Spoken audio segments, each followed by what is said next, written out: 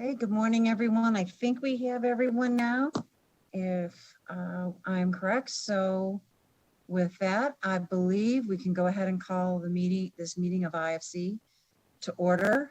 Ms. Jones, I believe you can go ahead and call the roll. Thank you very much.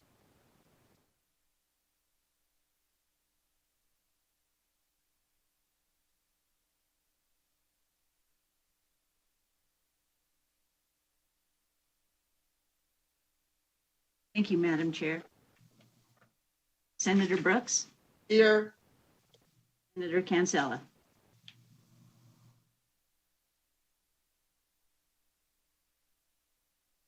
Senator Dennis, Here. Senator Goycochea, Here. Senator Teekepper, Here. Senator Parks, Here. Senator Settlemeyer, Here. Vice Chair Woodhouse, Here. Assemblywoman Benitez Thompson. Here. Assemblyman Frierson, Here. Assemblyman Levitt, Here. Assemblywoman Howley. Here. Assemblyman Kramer. Here. Assemblywoman Monroe Moreno. Here. Assemblywoman Neal. Here. Assemblywoman Spiegel. Here. Woman Monk. Here. Assemblywoman Swank. Here. Assemblywoman Backus. Present. Assemblywoman Titus. Sure. Assemblyman Wheeler. Here. Chair Carlton. And I am here. Welcome to everyone for this IFC meeting as published on the agenda. Public comment may be made by email, mail, and submitted by fax, or also by calling in on the designated number on the agenda. We will take up to approximately 45 minutes of public comment at the beginning of this meeting, and any additional opportunity for public comment can be made at the end of the meeting. Our LCB broadcast and production services staff will be interacting with those who are making public comment and helping them queue up for this meeting. So with that, if we could go ahead and ask broadcast services to go up and queue up anyone for public comment, and begin with the first person, please. Caller with the last three digits, 637. Please slowly state and spell your name for the record. You have 2 minutes and may begin.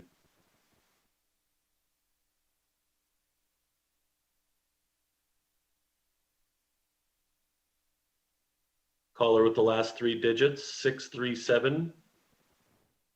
If you have public comment, you may begin.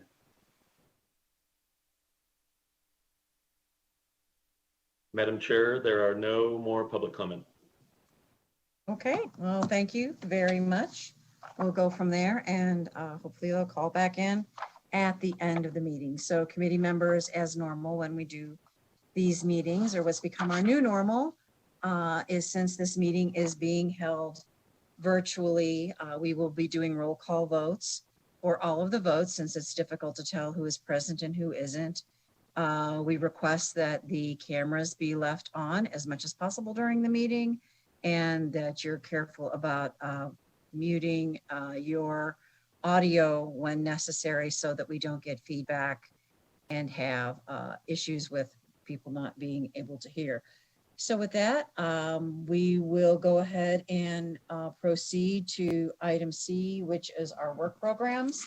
For today, we just have 3 work programs, but all important for us to get done under the expeditious items. So the first one is the Governor's Office of Economic Development. It is one that we had mentioned at the last IFC, and it is here before us today. So with that, if I could go ahead, and I believe I have Treasurer Conine is going to be the initial presenter on that, and we'll have him do a high-level overview, and then we'll open it up for questions. Thank you. Good morning, Madam Chair and committee members. For the record, my name is Zach Conine, and I am your Nevada State Treasurer. I'm here today on behalf of Director Brown and the Governor's Office of Economic Development to introduce the Commercial Rental Assistance Grant Program, which requests a transfer of $20 million in coronavirus relief fund to the Governor's Office of Economic Development to support Nevada's small businesses who've been negatively impacted by the COVID-19 pandemic. My office, along with the Department of Business and Industry, worked alongside the Governor's Office of Economic Development to design this program. I will provide a background on the program as well as a brief overview of eligibility and how the program will be administered, and will provide comments on GoEd's plan for marketing and outreach of this program. We know that many of Nevada's small businesses have been hit particularly hard by the effects of COVID-19. Executive Directive 008 was successful in helping Nevada business owners remain in their space during the COVID-19 pandemic. However, now that the moratorium on commercial evictions has ended, Nevada must take steps to avoid a potential backlog of mixed rent payments, resulting in a commercial eviction wave throughout the state. We need to keep people employed. In working with the Governor's Office of Economic Development and the Department of Business and Industry, our goal was to stand up a program that was easy to understand, easy to apply for, and will ensure that landlords get paid back as quickly as possible. This program is meant to assist Nevada's small business community. The program was crafted after similar programs being stood up throughout the nation. Notably, one administered by the Utah Office of Economic Development was a great model for us to follow as we put this together. In determining the program specifics, we looked to stakeholders such as Nevada's Commercial Real Estate Association, realtors, other state and local governments, and we talked to a number of small businesses about what their needs were and how this program could help them meet them. To the extent applicable, we also mirrored definitions with those currently existing under Nevada law. So to talk about the program overview and eligibility, much of the program's overview and eligibility requirements are included in the materials, so I'll keep the comments brief. The Commercial Rental Assistance Grant Program will provide up to $10,000 per location to eligible small businesses to help cover the cost of commercial rent, which became due during the eviction moratorium. We've defined small business as any business with 50 or fewer full-time employees. The definition matches one found in statute. Much like the residential program, the commercial program will provide payments directly to landlords and will be given as grants with no expectation of repayment. Funds will be awarded based on the percentage of revenues lost. To increase efficiency on the administrative side, the program will require an initial, simple one-page application from commercial tenants. The initial application will be open for 1 week, after which they will close. All completed applications received will be prioritized based on whether or not the business meets the definition of a disadvantaged business enterprise under Nevada revised statute, which would be women-owned, minority-owned, or veteran-owned, and the percentage of revenues the business has lost as a result of the COVID-19 pandemic. Following the prioritization of applications, program staff will follow up with applicants for documents verifying their eligibility. Once a business is found to be eligible, funds will be dispersed to the commercial landlord. Regarding program administration, to give a bit more information on that, one of the first conversations our working group had was determining the most effective means of administering the program. We collectively acknowledged that state resources are limited, as was staff time. So to ensure the program could get up and running quickly and smoothly, it would be best suited to hire an experienced vendor. We were put in contact with the National Development Council, oftentimes referred to as NDC, which is administering a number of similar programs throughout the country. NDC has a national reach and has been providing similar services to the public sector for over 50 years. They're going to provide end-to-end services of the program, if approved today, including answering inbound calls, reviewing applications, and underwriting application documentation, verifying eligibility, working with landlords to receive funds, and providing the much-needed audit and reporting requirements required under the CARES Act and the Office of the Inspector General in the Federal Treasury. If approved, my staff and GoEd staff will work closely with NDC to assist in the administration of the program and the monitoring of contract deliverables. We're in the final stages of contracting with NDC and are hopeful that the Board of Examiners will approve the contract soon. Our working group is confident that NDC will execute and administer this program seamlessly, as they've done around the country, as they're already doing this work and they have the capacity to deal with increased demand. And that was really important for us, just to deviate from script for a bit. We wanted to make sure that when a rush of applications come in, that we were able to scale up quickly and meet that demand, and then immediately scale down after that demand was done or after the funds were out. We know that the further we get outside of the eviction moratoriums end, the closer we are to our small businesses facing eviction through no fault of their own. To preserve these businesses and the Nevadans that they employ, we must move quickly. We have no doubt that NDC is the best vendor for the task and are confident that if approved, NDC and our team will be able to have the application up and running in a matter of days and funds in the pocket of landlords in a matter of weeks. From an outreach perspective, As indicated in your materials, GoEd will execute the program's marketing and outreach efforts. GoEd will coordinate with the state's regional development agencies, chambers of commerce, commercial landlord organizations, and other community groups on getting the word out. Program materials, facts, and application materials will be published in English, Spanish, Tagalog, Vietnamese, and Korean to start. GoEd will centralize resources and information on the program by hosting an online program-specific landing page. This landing page will include the FAQs, application instructions, and a list of documents needed to verify eligibility prior to the opening of application. Once live, the link to the application will be posted on the central landing page as well. But I think this is important. We know that sometimes state infrastructure and IT needs can be overrun by a mass of people coming to apply. NDC is actually going to host the application in a secure environment so that we make sure that when people are applying, they don't all flood the state's page, and then we have some of the technical difficulties we've seen with other programs. To close, I'd like to say thank you to my staff as well as the staff of GoEd for getting this program off the ground. Specifically, Tatiana is on the phone. She's been doing fantastic work, as has Kirsten and Eric in our office. For scope, we all met for the first time on June 25th, at which point the program was merely a rough idea of rental assistance for Nevada businesses. This concludes my presentation. Thank you for the opportunity to present this program this morning. Happy to provide any additional information. We also have some individuals from GoEd on the phone if there are some specifics I might throw to them. Thank you so much. And thank you, Mr. Treasurer. So I'm just going to ask one real quick one, simply because this is finance and what interim finance, and this is about the money. So in the nonprofit world, we use the terms direct services and indirect services. I believe you're using the term admin fee. So out of this $20 million that's going out, how much of it will actually go to the assistance and how much is going to go to admin? Under the agreement we've got in place, we negotiated NDC's fees down a little bit, but it'll be $19 million goes out the door, $1 million goes to fees, staff, etc. Okay, so 1 million, but is there a portion that goes to GoEd also? I believe that's where I got a little confused as to, is there a portion that GoEd is keeping for the work that they're doing on top of it? GoEd is on the line, so I'm happy to throw to them if they've got any specifics. Under the agreement, we know that there's up to $2 million that could go to administration. Our expectation is that most of the marketing we'll be doing on this front will be word of mouth, especially on the residential side. We found that when the state comes up with a program that is this effective and this large, we get a fair amount of coverage on it. We know that businesses are looking for this support and chambers are looking for information to spread out. We've also been able to get all the translation and the other document creation services done through existing relationships, so there shouldn't be any costs there. But I'll throw to Tatiana over at GoEd if she has any additional comments. Okay. Good morning, everybody. This is Tatiana with Governor's Office of Economic Development.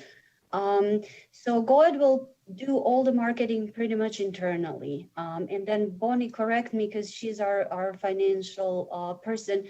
So we did set aside the $25,000 just in case if there is any cost, but we will try to limit that to a minimum because website is developed internally and we work on website inside and the web page is going to be developed and all the promotional materials will be developed internally with our the marketing director. So we are not expecting any costs created for the marketing. And then with our connections with the regional development authorities and chambers and the businesses and the community that we do have, we will try to do everything electronically. So there will be no printouts or anything like that that will require additional costs. Okay, thank you very much. I do have some questions queued up from some folks. So I will go to the majority leader first. Thank you, Madam Chair. I appreciate that. And so just real quick for the record, Treasurer Conine, I hear you saying, I believe it's NDC, and I'm looking for the full reference to that acronym, but for the record, is that the National Development Council? That's correct, ma'am, yes. Okay, and so there's a lot of us, including myself, just aren't familiar with them. So could you give us a rundown just of who they are, what they do, why you feel that they are the best fit for this? Absolutely. So the National Development Council provides backup support to state governments. Oh, I think my video You got become stopped. launch treasure. Can you all hear me? We can't hear you. You go ahead. Go ahead. We can hear you. Okay. Sorry about that. Don't know if that was on my end. But this is exactly why you need outside IT professionals to help you manage a program of this scale and scope, because sometimes I turn my video off unintentionally. But what NDC does is they work with governments, municipalities, cities, counties, states, to come in and spin up programs that require a scale or scope or expertise that the state or city municipality doesn't have to get a program up and running more quickly. So recently they've been doing economic development assistance work with Clark County. They've got a contract over there where they're basically the back office. So Clark County has one economic development person with the county that really focuses on that. And she's fantastic, but one person can't do all that work. So they use this outside company to help implement programs and processes. We've also looked at work they've done around, like in Gilroy, California. They were able to put up an economic development program like this quickly. And they've got the technology and the database and backend so that we can tie into that, use their staff to call applicants, to get documents, to review documents, et cetera. All those other things that we want to make sure get done quickly and effectively. Okay. I had a question on your definition of small employees with the 50 or fewer. And I know that when we talk about what is the definition of a small employer, you can look at the number of employees, you can look at a number of different things. I think we've got a couple different definitions or references out there. I have come to the habit of asking the question now that we have the commerce tax in place. Was it contemplated using a small employer by the definition of the commerce tax versus the 50 employee standard? It wasn't. That's a good question. We focused on the size of the employees, and we also wanted to put restrictions around it. So for instance, if a business has taken PPP, right, the Paycheck Protection Program, they won't be eligible for the first round of this program. The reason we did that was we wanted to focus the dollars on small businesses that perhaps didn't have the resources needed to take advantage of PPP, whether it was an internal financial person or CFO type or internal legal counsel, right? So we wanted to really focus it towards that small business. So we did it based on employee number. I think another criteria we could certainly look at as we amend and change the program going forward. I think we can talk just real briefly about some of the triaging, because I think that's important. We wanted to start with businesses. I think I could, Treasurer Conine, I can make sure. I just wanted to be said for the record that I think that, especially since we are at the end of July, so businesses right now know whether or not they're going to have to file and they meet that standard threshold of profit for the commerce tax, and we're going to see them file next month for that. And so I just would say that it's always smart to give consideration to not just a hard line on the number of employees, but really look at those who are going to be eligible to pay a tax and have a profit. And then how you account for that in the mix, right? Because business isn't necessarily all about the number of employees you have. It's about your, we're talking a lot about gross and net and all that kind of stuff like that. So I would hate to see us end up in a situation where we publish the data of people who, companies that get this assistance, but then also see that they overall have somehow managed to do well despite losses during that, these first couple quarters. So that's just my thought on that. Thank you. I appreciate that. I'll bring it back to the team. It's a great idea. So with that, I believe I have Ms. Spiegel next. Thank you, Madam Chair. I appreciate the opportunity. And I also had some questions related to the criteria and eligibility.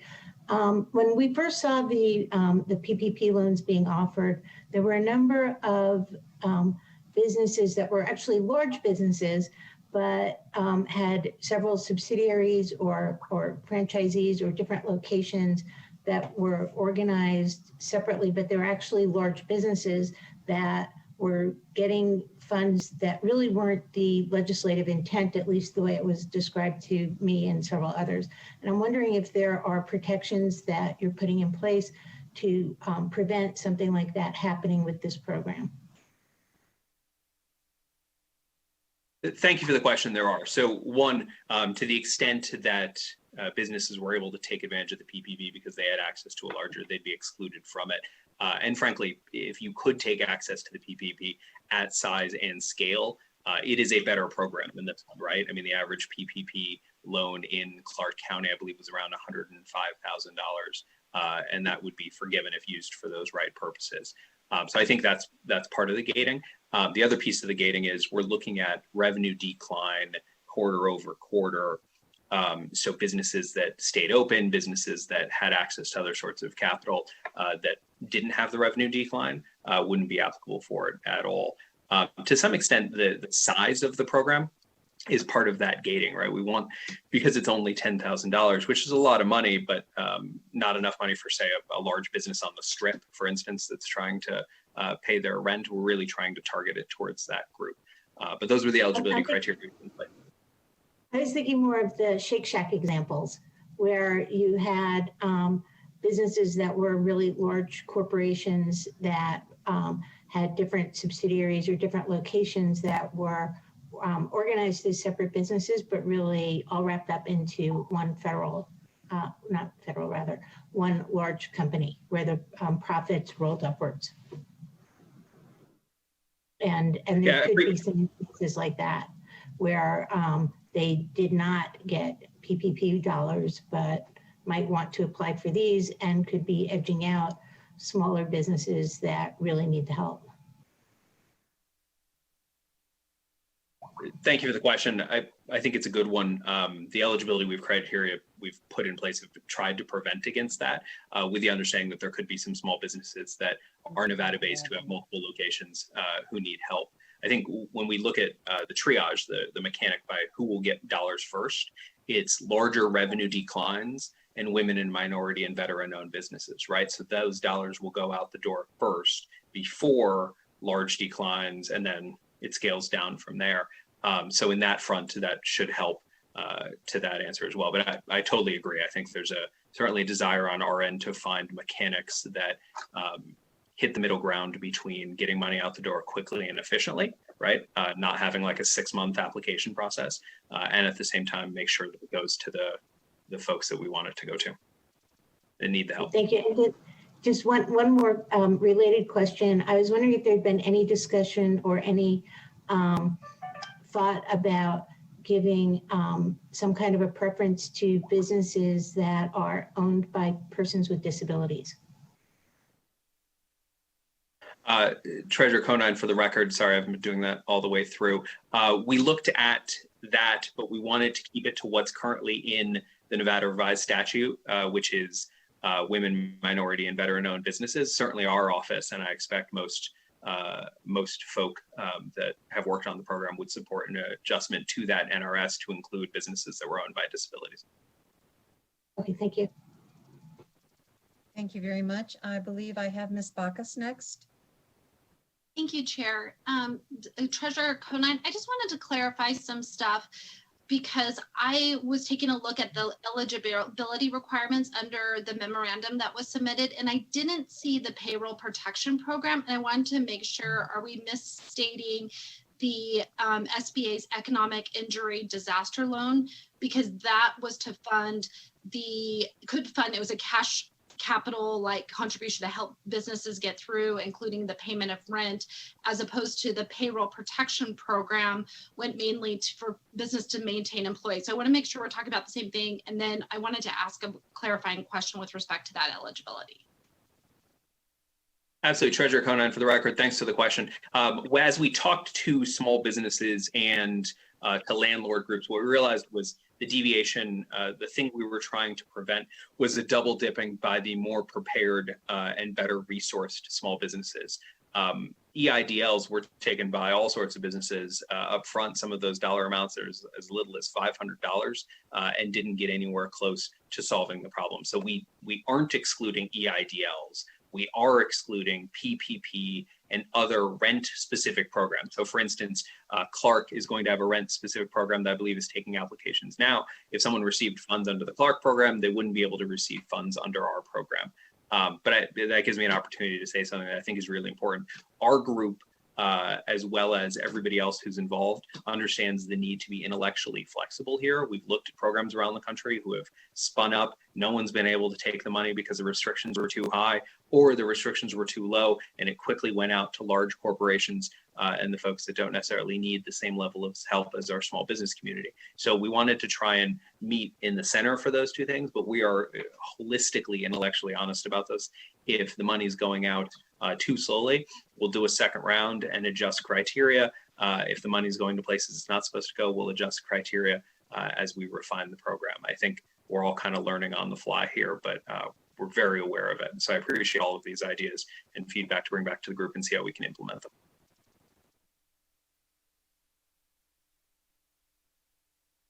Ms. Bacchus, I don't hear you. I see your. I just had a follow-up question, Chair. Is that okay? Sure, go ahead. Thank you. And Treasurer Conine, I think you kind of explained it to us with respect to the flexibility, and maybe what we're looking at in the original draft of the eligibility has already been fluid and changing, because it looked just a little odd that some of these programs, if they were made available to the landlord, that it could preclude the small business. And I take it that's not the intent. That if the landlord may have received some sort of beneficial program that it really didn't go to the small business won't be precluded from seeking the assistance from the program that's being proposed today. Treasurer Conine, for the record, thank you for that clarification. That's correct. We're looking at, it's the eligibility is the tenant's eligibility. The money goes to the landlord for efficacy of getting the funds out the door and making sure that we avoid diversion, unlikely though it may be. But the tenant is the one that is eligible one way or another.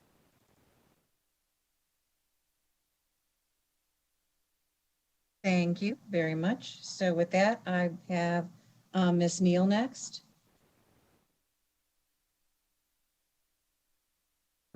Thank you, Chair. Okay, so I had a question on the 90 days. So I actually have two questions. So it was on page 10, you guys have the language, suspend the evictions 90 days from the date of payment. So what made me question or ask a question about this is what happens, so how far does it go back, number one? Are we going all the way back to March forward to cover costs? That's the first part. Treasurer Conine, for the record, thanks so much for bringing that up. I should have mentioned that in my prepared remarks on the 90-day front. So thank you, Assemblywoman. That gives me a chance to vamp about it. But the CARES dollars can only be used to cover the period from March 1st through currently December 30th, right? So that's the period of time that we're looking at. The 90-day pause is from the date that the money gets transferred. So basically what the landlord is agreeing to, and this is a choice, the landlord can choose not to participate in this program, but the landlord is agreeing to not start eviction proceedings from 90 days from when they take the money. Not 90 days from when the money was due, but 90 days from when they take that money. And then my second question is, in the eligibility requirements, it said demonstrate at least a loss of the gross monthly revenue. So I have a business in my district and they're $15,000 behind. They got PPE for like $4,000, but that was it, right? And so it was a very small amount and it didn't cover, they're still behind in their rent to their landlord. And they've just been trying to figure out how to cover that 15. So when we talk about eligibility, is there wiggle room if a person can prove, yes, I got 4,000, but I'm literally $15,000 in the hole for rent? Treasurer, for instance, yeah, Treasurer Conine, for the record, that's a great question. I haven't heard of any PPP loans that small, so I'm curious as to some of the background, but that's the first one I've heard that was under $15,000, $20,000. Yeah. That's a great question. Let me bring it back to the group and see how we could potentially sort out a threshold on PPP that maybe isn't binary. Part of it is an efficacy thing, right? How quickly can we get these funds out the door? But I think something like that wouldn't be too hard to implement. So let me talk to NDC and that's the team. And I'll just clarify, because it was only 2 employees, right? It was a husband and wife running a business, and they didn't have, and everyone else were independent contractors. So there was no ability to get anything above that because they didn't meet the threshold. And so I just think that there's some nuances in who got what and how much they got, because the criteria that you have is small businesses, which I really like, and it's some of the entrepreneurs, right? But they're only going to have 1 employee or 2 employees. And so they're not going to meet that threshold of what everybody else got, And so I just wanted to bring that up in terms of what do they need to demonstrate and how do they need to show need.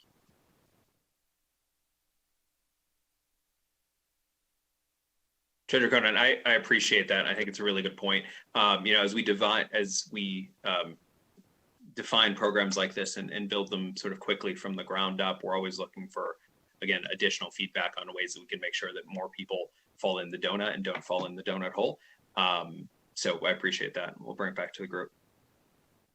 Thanks, Chair. And thank you, Assemblywoman. And I had some of the same concerns, Mr. Treasurer. So as folks apply and they go through the process, if they're denied, will someone in Nevada be consulted before that denial happens? So if there's an opportunity to come up with some type of, I don't want to say a workaround, but in this particular case, they only received $4,000. If they provided a payment ledger that showed they still owed that amount in rent, and you could actually verify that the check was actually going to the landlord, what would the final adjudication on something like this look like? Because I could see there might be some consternation with an out of the state company making a decision on a Nevada company and us not having the final say on making sure that they get it. We wouldn't want to answer to Assemblywoman Neal next time when she would bring this up, that one of her businesses didn't get served and it was an out-of-state company that denied her. So how would we address that? On both, Treasurer Conan, for the record, thanks for the question. I think it's a good one. For denials that are based on subjective criteria, as opposed to, say, for instance, the person couldn't provide a lease, right? But for denials based on subjective criteria, our office is going to review all gray, could go either way, denials, as well as all hardline denials. As for the for what reason, we'll make the final determination along with GoEd. That's good to hear. That's an excellent answer. Thank you very much. I appreciate that. So I believe I have Mr. Wheeler next. Okay, thank you, Madam Chair. I'm looking at page 9 and 10 of our packet where it has eligibility and ineligibility, and I'm wondering, Treasurer, what were the standards for deciding what is eligible and what is ineligible? I'm looking at like adult-oriented businesses, massage parlors, liquor stores. The governor closed liquor stores down, so they're obviously going to need some help. Bail bonds, check cashing facilities, et cetera. Why are these people being deemed ineligible when others are not? What standard did we use for that? Thank you for the question, Treasurer Conan. For the record, we used standards that were developed around the country as well as by Clark County and the state on other specific programs. There are some restrictions around coronavirus dollars, but that doesn't really fall into play here. Our goal was to hit businesses in combination with the DAG that we thought had the biggest amount of need and the easiest way to prove it. But that's where that list came from, in consultation with everybody else. So we came up with these standards. It's not standards coming from the CARES Act or the SBA or anything like the PPP was? That's correct, sir. For the most part, some businesses, like cannabis businesses, there was a question as to whether or not that would be restricted from a federal dollar perspective. And so we chose to put them on the other side of the fence to avoid the problem. The others were really want to make sure we're helping businesses that need the help. And that was a list of restrictions we put around it. With that said, if we find ourselves with more money and we want to go back and revisit any of those things, I think that's worthwhile.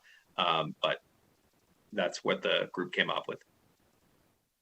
Okay, thank you. I'm just kind of wondering here because it doesn't make a lot of sense to me. Each and every one of these videos, each and every one of these businesses pay taxes here in Nevada. So why wouldn't they be eligible when another business is? But thank you. Thank you, Mr. Wheeler. So with that, we'll go to Senator Settlemyre. Thank you, Madam Chair. My question is more of a follow-up from Assemblyman Wheeler's. Is there a prohibition from the federal law? I know that in some situations you can't use a eligibility card at a liquor store. Is there a prohibition in the federal rules not allowing liquor stores to access this program, or is that just a decision that was made? Or are there federal rules? Treasurer Conine, for the record, thank you for the question. I'm not aware of any federal rules. That was a decision that was made. Thank you, Madam Chair. Okay, thank you, Senator. And I'll go to Senator Kinsella. Thanks, Madam Chair. My question is quick. Treasurer Conine, can you put on the record whether or not all of the materials necessary to apply for this program will be available in Spanish? Treasurer Conine, for the record, yes, all the materials will be available in Spanish. We're also creating worksheets that will be available in, I'm going to get the full list wrong, but Tagalog, Vietnamese, etc. And our goal is to have them be as accessible as humanly possible. There will also be individuals both in at the chamber level to help folks filling out the application and at NDC who are able to communicate in English and Spanish. Thank you. Thank you, Senator. And I'll go to Assemblywoman Swank. Thank you, Madam Chair. I just wanted to confirm on the disadvantaged business enterprise certification that, and I feel like I should know this, but that nonprofits can get that certification. Treasurer Conine, for the record, I don't know that answer. Someone else on the team, or perhaps someone who is texting me on the side, phoning a friend. Sorry, just 1 second, Assemblywoman.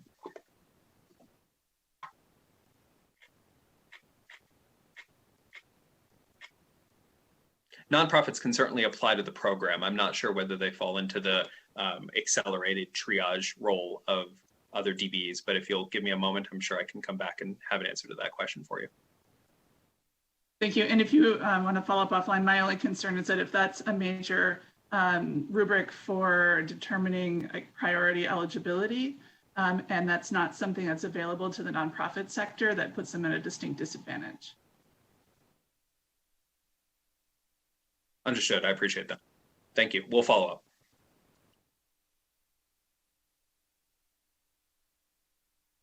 And thank you. So I don't see anyone else asking to be recognized at this time. Treasurer Conine, you did hear the concerns about some of the exclusions that were listed. I think it would be an excellent idea for you to take back to your team the fact that you were trying to impact all small businesses. I feel it would be unfair to start deciding which ones we would want to are a small business. They are a small business. And if they can provide the documents showing the financial harm that they suffered during that shutdown time, then we could move forward. I have had 2 other people ping me that do have questions. So first I will go to Senator Kickover. And then after Senator Kickover, I will go to Assemblyman Levitt. And then I believe that should be able to wrap this up. But please do take that back to your team. Those are small businesses in our constituency also, and we'd hate to see them disqualified without a basis for the disqualification. So with that, Senator Kickover. Thank you, Madam Chair. I appreciate that, and I second that comment. My question, Mr. Treasurer, is related to whether there's any review in this process for the ongoing concern of the business, or whether this is going to be a sort of a last-ditch payment out of some of their obligations before they shut their doors permanently, or in this review process, and when the P&L statements come in, is the goal to support businesses that are going to continue operating post this allocation, or is it to help them sort of close up shop and meet their outstanding obligations? Treasurer Conine, for the record, thanks for the question. Let's talk about the policy intent and then the practicalities. The policy intent, of course, is to keep businesses that are stable but for the pandemic, help them pay their rent and stay in business, continue paying taxes and employing Nevadans.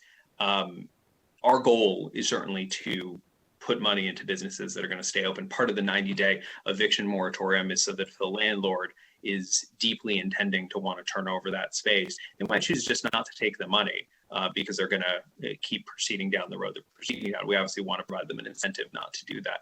From a practicality standpoint, I spend all day, every day, looking at companies that Nevada invests in. We spend a lot of time on it. There is no mechanic for us to be able to look at the likelihood of success of thousands of small businesses around the state and be able to kind of triage them by those probabilities.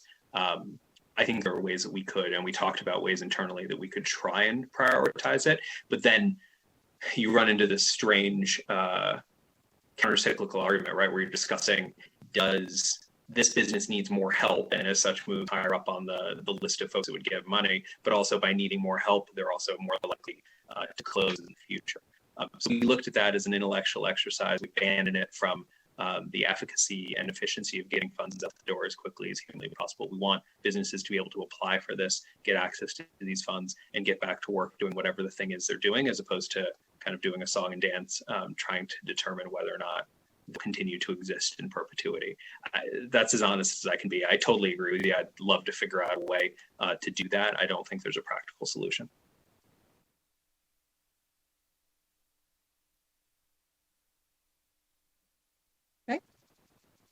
With that, I believe we could go to Assemblyman Levitt.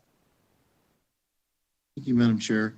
So, Mr. Treasurer, do we have an idea of how long the process from when the applicant applies for relief to when they potentially receive that relief? Is there, do you guys have a process in place that kind of can gauge how? I know it's a floating target, but do you have some sort of idea of how long it will take? I have another question after that in regards to the process.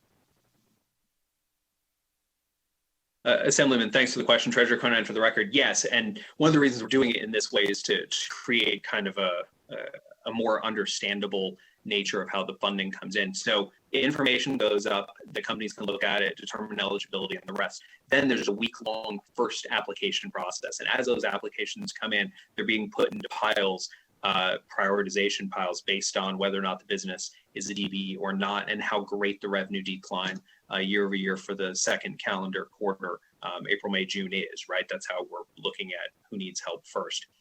Then we'll be contacting those businesses, or NDC will be contacting those businesses within each pile, right? And start with this pile, make sure that there's enough funding based on the information that's been provided, which hadn't been reviewed yet, but it'll give us a good scope to move on to the next pile. Then we'll start working on that. Now, what we found from other places and the PPP and other state programs is when you ask the person for all the information up front, the information from the businesses is typically incomplete. It's not in the right format, it covers the wrong time period, they're missing documentation, et cetera. And then you've got to go and clean that up. In this process, we're triaging and focusing on certain types of groups specifically, right? The ones who need the most help first, and then reaching out to them. So it's a much more collaborative process. And those businesses will have a certain period of time to be responsive, right? So if we reach out to you and say, business XYZ, you've got a week to get us this information. We'll be calling you to walk you through the process. Then they do it and we go on. The goal is for businesses that are in that first tranche, that first tier, so greater than 50% owned by a veteran, a minority, or a woman-owned business, that those funds will go out something like 7 or 8 days from the beginning of that process. Once they get all the information in, the adjudication process is very, very, very quick. And one of the reasons we're using an outside company is so that we can scale it appropriately. So we can just throw bodies at it, go through that first round of adjudication. Obviously, our office will have that final look on anybody who's being denied, but we want to get people through the process as quickly as possible. So a good back napkin will be about 14 days from the time that the application process closes. Thank you for that. I just, I'm just a little concerned about, any fraudulent things and maybe hurrying through the process. And so I just wanted to kind of gauge what steps were being taken.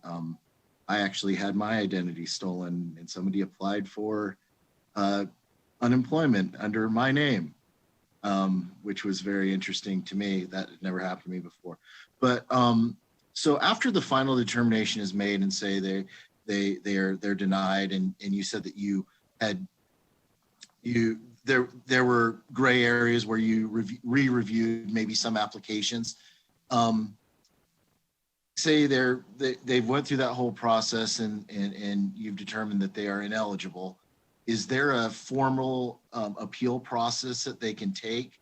And if so, what does that appeal process look like? Treasurer Conine, for the record, there isn't currently, but there's no reason we can't develop one. I think that's a great idea.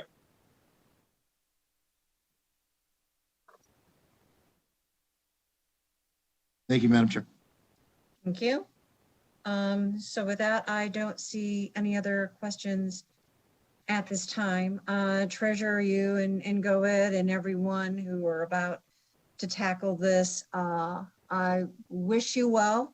This is my daytime job. I will tell you that it is a lot more complicated than people think it is. I am hoping with the sophistication of the businesses in this state that they are able to provide you all the documents and be able to do it within 14 days. I find that to be a very ambitious time schedule in the work that I've done over the last couple of months. And I do believe you're not going to need much money for marketing once this hits the streets. You are going to be absolutely overwhelmed with requests. I would just ask you to be very cautious as you move forward. There's many different circumstances. A lot of our small businesses have had to face challenges that they would have never had to plan for, just the way our families are facing challenges that they never had to plan for.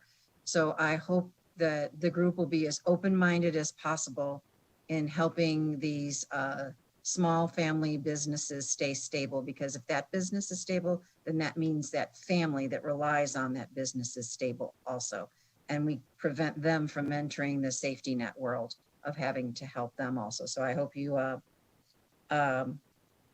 take a look at all of these and make sure that we're truly addressing the needs. With having a national company, we know Nevada is different than every other state. So we know your team will work really hard to make sure that this hits the right folks in Nevada that it needs to. So with that, I think Senator Woodhouse had one final comment, and then I believe we can move forward. Thank you, Madam Chair. I wanted to say thank you to Treasurer Conine for a very thorough presentation this morning. And I also would like to suggest that when we go ahead and approve this agenda item, that I think it's important that the IOC continues to be apprised of the process. And so when you're ready for a motion, Madam Chair, I will put that in the motion as well. Okay, thank you. I have not seen anyone else asked to be recognized. I believe we've had a thorough conversation and created a good record, and the treasurer knows where we're headed and what we would like to see as far as this goes forward. So with that, oh, I did have someone ping me at the last moment.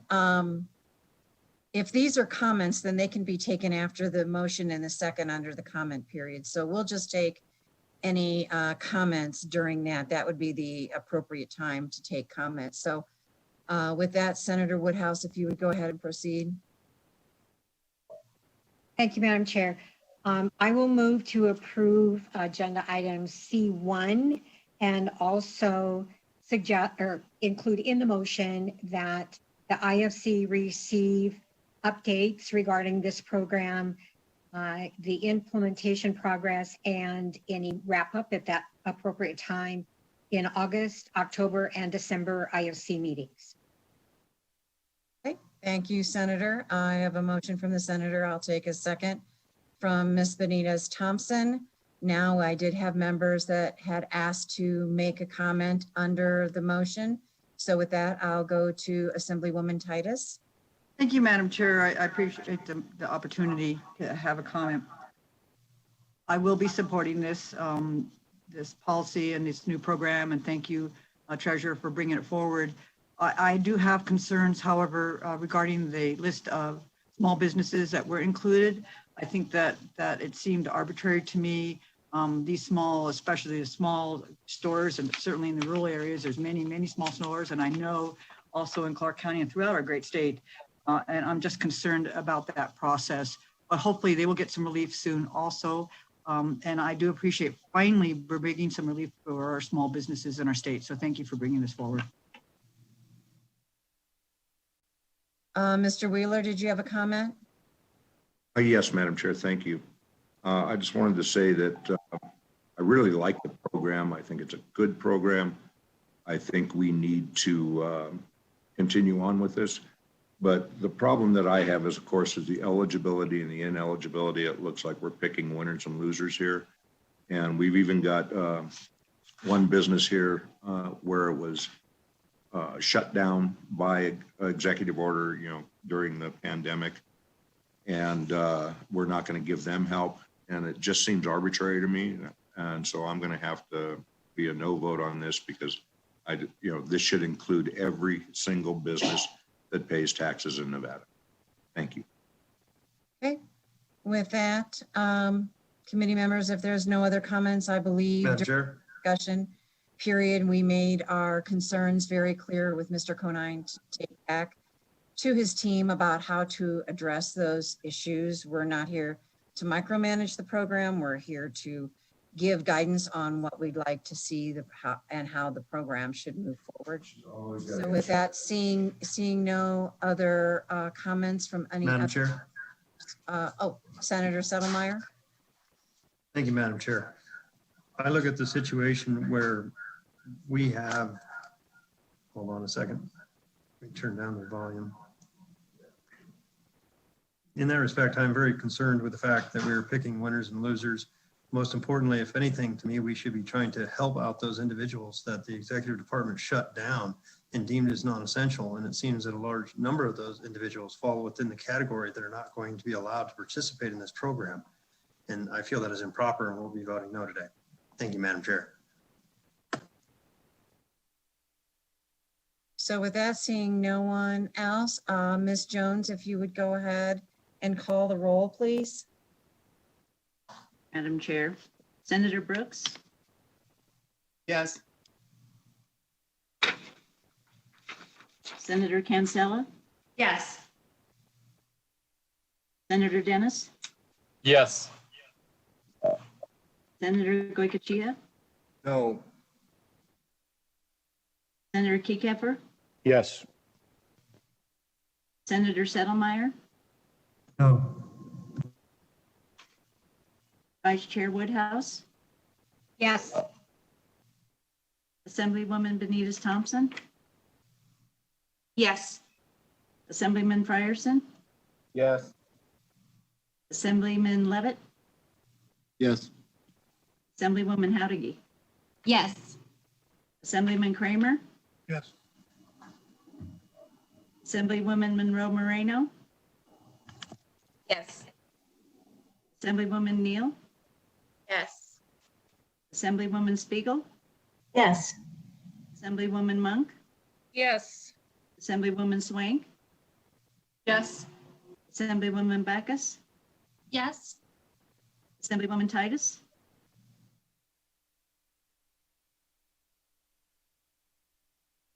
Assemblywoman Titus, Yes. Assemblyman Wheeler, No. Chair Carlton. Yes. Madam Chair, motion passes on both houses. Thank you. Madam Chair, Senator Parks was not called for a vote. I'm sorry. I apologize. I skipped over that one. Senator Thank you, Parks. Ms. Jones. I vote yes. Sorry. Thanks. Okay. With that, committee members, we can go to item number 2. Department of Health and Human Services, Public and Behavioral Health. If we could have just a brief walkthrough on this item. I don't believe there are any concerns with this item. If there are any questions, we'll be happy to address them as we move forward, but we did want to make sure that we had an opportunity to have a discussion about this item. So if we could queue up our presenter on item number 2, please. Hello, good morning. My name is Candace McDaniel, Health Bureau Chief with the Division of Public and Behavioral Health. I'm joined with our Deputy Administrator, Julia Peak, here to talk about this item. The Special Supplemental Nutrition Program for Women, Infants, and Children program is funded by the U.S. Department of Agriculture, the Food and Nutrition Services and Supports. This really supports healthy food and nutrition education for low-income, pregnant, postpartum, and breastfeeding women, infants, and children under the age of 5. The supplemental food packages are prescribed and nutritionally based to promote optimal health and well-being. The Nevada WIC system remains committed to providing these healthy foods to vulnerable women and young children through this coronavirus pandemic. Federal waivers were obtained during the onset of this COVID response, and this allowed the local implementing agencies to move clinic services to both electronic and telephonic, allowing those participants to continue to engage in their nutrition education, as well as maintain or even begin services. At the onset of the pandemic, we did see an increase in the referrals with an average statewide participation of 58,000 participants per month. The stock issues experienced during the onset have been managed and mostly mitigated with the support of our amazing retailers across the state. The next barrier that the WIC system is addressing is curbside and online ordering of WIC foods. Redemption rates have incrementally declined with a 67% redemption rate or use rate in March down to 53% in June. With eligibility increasing and maintaining while redemption or use declining, it is evident that this COVID concerns are impacting this population and the comfort level of in-person grocery shopping for these participants. In collaboration with the U.S. Department of Agriculture, our colleagues in the Division of Welfare and Supportive Services have been able to implement online electronic balance transfer program for SNAP recipients in Nevada. In a very simple explanation, the technical and back end of the vending system does not currently support the food package electronic benefit transfer that WIC is comprised of compared to the dollar value exchange for SNAP. Therefore, we come to this request for CARES funding that has been made to implement a shopping and home delivery service for WIC participants, especially vulnerable pregnant and postpartum mothers, along with recipients who need to bring their young children into the grocery store. With online and curbside shopping a priority for Nevada WIC, as well as a noted barrier that has been expressed to the U.S. Department of Agriculture, this new delivery program will alleviate the fear of in-person grocery shopping that we are seeing in our redemption rates. This is especially critical for participants either diagnosed with COVID, sheltering in place, or in quarantine. We did approach this initiative by surveying our statewide WIC clinics for their capacity to take on this initiative.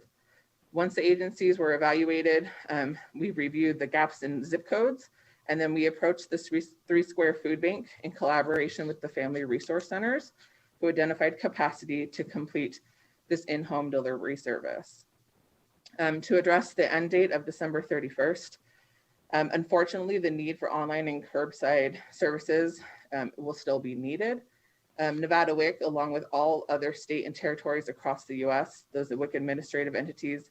We will continue to collaborate with the US Department of Agriculture and work through those technical complexities in the hope of making this absolute need a reality for WIC participants in Nevada. So with that, I'd go ahead and answer any questions you may have.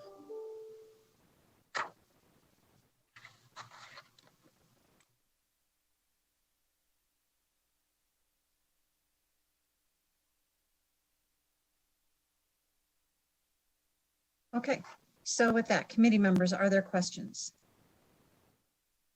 I do, Chair. Yes, please proceed. Okay, thank you, Chair. So I had a question, just as number one, great idea. I had a question on the logistics. I was reading in the justification that you're going to use designated individuals to shop.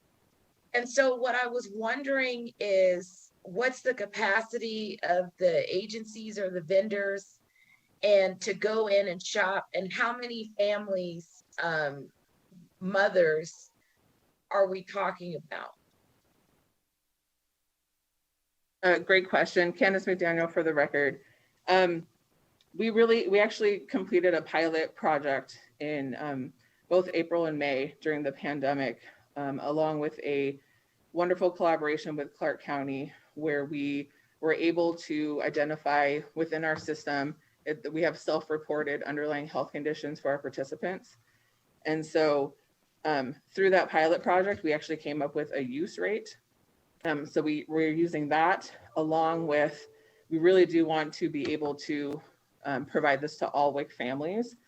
And so some of these, because this is a very innovative and new program, some of these agencies are going to have to hire the shopper on a temporary basis, obviously, because everyone understands the limitation in time for this funding. But they're almost starting brand new programs with a shopper. So we went through and looked at the number of participants within each zip code that correlated with where that agency currently does work within the community, to really come up and work with that in particular agency to tell them exactly how many participants are in their zip code, and then their individual capacity to meet that need. Yeah, Madam Chair, can I have a quick follow-up? Yes, please, go ahead. Okay, so because that's what I was wondering, because, during the pandemic, me and my daughter ended up, volunteering to deliver food for 3 Square. And so I was wondering, number one, capacity and them hiring, and if they're going to hire shoppers to go in and buy the WIC products, are you guys going to work through workforce to try to, list those positions and then educate those shoppers on, exactly what is in the WIC, I guess, bandwidth, because there's only so many things you can get, but I know you can get beans and you can get different things. I mean, most people think dairy, but I'm just wondering like how that works, and if they're going to work with any of the workforce agencies that are looking for kind of like, first experience jobs or low experience where they can go in and go shop, and then background checks on those individuals who do go in and shop, right? Candace McDaniel for the record, that's a very great point, and I think something we can take back to our partners. I would say we have this process that we've outlined for this particular program where we do have an actual WIC shopper app. So that shopper can actually look at that particular family's benefit within the app. And we also have our administrative team and our clinics who are able to actually work through the grocery list of each family so that the shopper knows exactly what to choose. And that shopper app really does help with the type of food, and then even the ounces, the size of the food. So we are really going to be relying on both our shopping list and our app. And then, but I think definitely that workforce, something that we can make sure we reinforce with our partners. Okay. Thank you, Chair. Okay. With that, I have Ms. Swank next. Thank you, Madam Chair. So I just have a quick question following up on Ms. Neal's question. I'm wondering, it just seems like this is building from the ground up is going to take some time. And there are like Instacart and other vendors that do this similar shopping service through an app. I'm just wondering what the process was for looking at bringing in a vendor to supply this, and why you decided to go with kind of building your own up from the ground up. Great question. Candace McDaniel for the record. So in terms of the use of USDA funds, that really does prohibit us from paying for delivery service, right? Or even home shopping. And so that's not an avenue. So then we looked at the CARES dollars to kind of fill this gap of need. So the app in itself, the WIC Shopper app that I had mentioned, that doesn't have the capacity to transfer benefits. It's just very much informative and educational. And then you look at sort of the Instacart. I think this also, as I mentioned previously, where it's not an actual cash value, but the actual food type. We've just, and Nevada's not alone in this, where we've run into issues where that sort of information and exchange on the technical side just isn't supported right now. There's no, and to try to build that from scratch, I think would take a lot longer at this point in time to try to meet this immediate need. Which is why we chose to come up with these shoppers and home delivery. All right, thank you. Thank you, Ms. Swank. I believe I have Mr. Kramer next in the queue. Thank you, Madam Chair. And my question is similar to that of Assemblywoman Swank. It seems like there's private sector already doing this, and I can understand the urgency of trying to get something going for people now. But it would seem to me that even if we started this, the ultimate goal would be to try to make it so some of the private sector programs would work and would be able to be funded doing this. Secondly, I've got a 75-year-old disabled man that I shop for every week. And it's sometimes the devil's in the details on this. You're going to go buy something because that's what they wrote down and said they want. But when you bring it back, it's not exactly what they wanted. And you end up taking it back. And so part of the problem then becomes, if somebody takes it back, is there cash involved? How do you put it back in the, how is it paid for? Is somebody giving you a debit card to go through this with? And I just not want you to, substitutions become a big problem on a shopping list. And I know that quite often if a store does it, they may substitute something of a higher cost than what you really wanted. So things will go back. If somebody does your shopping for you, you're not going to be happy with the list. And in order to make it right, you're going to have things going back. So I'd like to hear you tell me how the return process is going to work. Thank you. Thank you for the question, Candace McDaniel for the record. So the WIC foods are incredibly prescribed. So I think when you start looking at your own sort of online shopping through other avenues, and they do have that substitute sort of option, with WIC foods, there's not a lot of variety in terms of other substitutes. So we're talking about 2% milk, 1% milk, whole milk. Certain ages have, are prescribed that whole milk. So in terms of there's no cash involved. All of the benefits, as I previously said, it's more of a benefit-based electronic balance transfer. So there is no returning something for a cash value. Hello, Madam Chair. Mr. Kramer. Then this program you're seeing for WIC is only for the WIC items and no other items can be purchased. And it seems like a waste of a vehicle where people need shopping done that may not be on the WIC list. Thank you.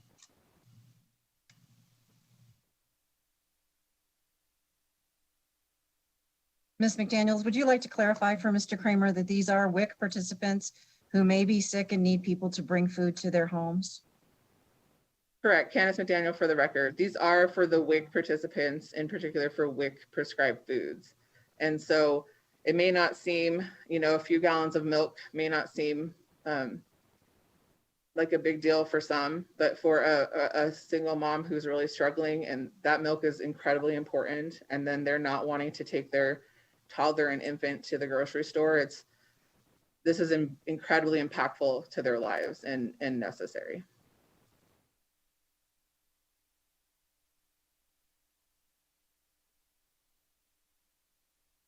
And Ms. McDaniel, just to follow up on a thing that Mr. Kramer had brought up about going with the private sector, I think some of my concerns with the private sector is there may not have been the appropriate background checks, and I think we need to be very, very careful about who we send to folks' homes because they will know who that person is, where they live, their name, if they're by themselves. So I believe we have a responsibility also to make sure that the people who are doing this job, we know who they are and that we might not be putting anyone in harm's way. So could you address that also? Absolutely. Candace McDaniel for the record. I think to that point too, the administrative team of WIC, we actually have the capacity to go into the back end of the system and really ensure that those food items and that benefit package is complete and actually delivered to the family.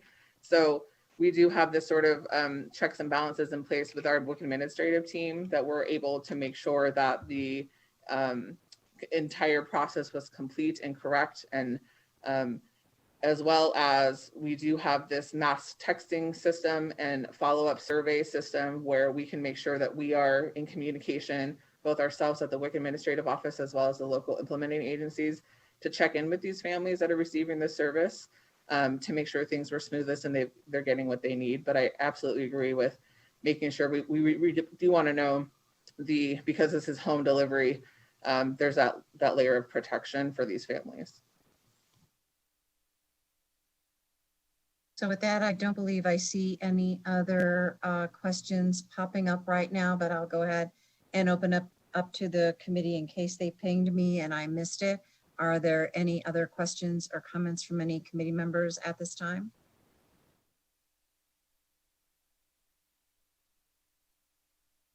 Seeing or hearing none. Thank you very much for the presentation. I think this is going to be a very important program. I'm on the receiving end of phone calls every day of families desperately in need of food and not able to leave their homes. And we have done a lot of work in trying to make sure that these folks are fed. It's older adults, it's families who are quarantined, and it's single parents with small children that don't feel comfortable leaving. So thank you very much for addressing this very important issue for our families to make sure that they stay fed. So with that, I believe we can go ahead and process this work item number 2. I would accept a motion on this item from Senator Woodhouse and a second from Ms. Benitez Thompson. Are there any comments from any committee members on this particular item before I call for the vote?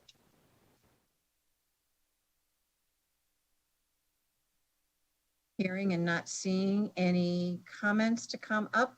Ms. Jones, if you would please go ahead and call the roll. Thank you, Madam Chair. Senator Brooks? Yes. Senator Cancella?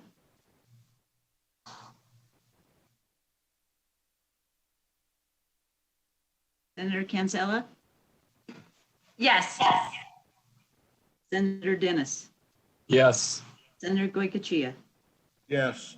Senator Keffer? Yes. Senator Parks? Yes. Senator Settlemeyer? Yes. Chair Woodhouse? Yes. Assemblywoman Benitez Thompson?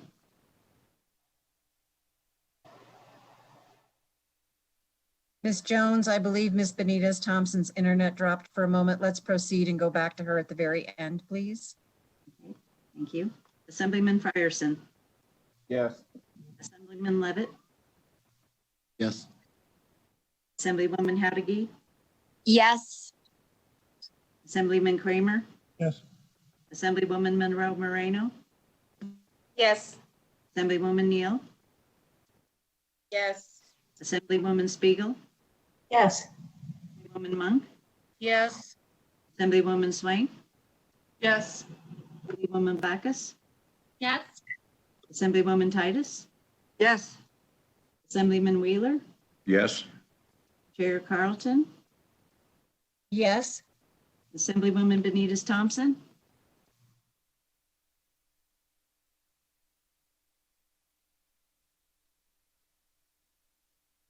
I believe she has lost internet connection. So if we would just leave that one open and we'll go back to her when she can become reconnected. With that, we'll go ahead and move on to the next item, Department of Health and Human Services, Public and Behavioral Health. I believe this is the epidemiology. Wow, that word's starting to just roll off my tongue. I had to practice it for a while. The next issue. So if we would go ahead and queue up our presenter on item number 3, please. Good morning, everybody, and you did nail that pronunciation, so congratulations. Julia Peak, and I'm joined here by Debbie Reynolds. We're both with the Division of Public and Behavioral Health. In front of you today is work program C51124. This work program will support budget account 3219 for our laboratory and epidemiology programs. We are requesting a transfer from the coronavirus relief funds in the amount of $85,007,366. These funds are critical to our COVID-19 response statewide. The general scope of work for this project is to ensure that Nevada's county, district, and state health departments can respond to the COVID-19 pandemic. This includes the assurance of laboratory testing and public health epidemiology for a longer duration by maximizing each source of funding. Utilizing the portion of the CARES Act funding through December will allow the funds for our epidemiology and laboratory capacity CDC grant to be used from January through the duration.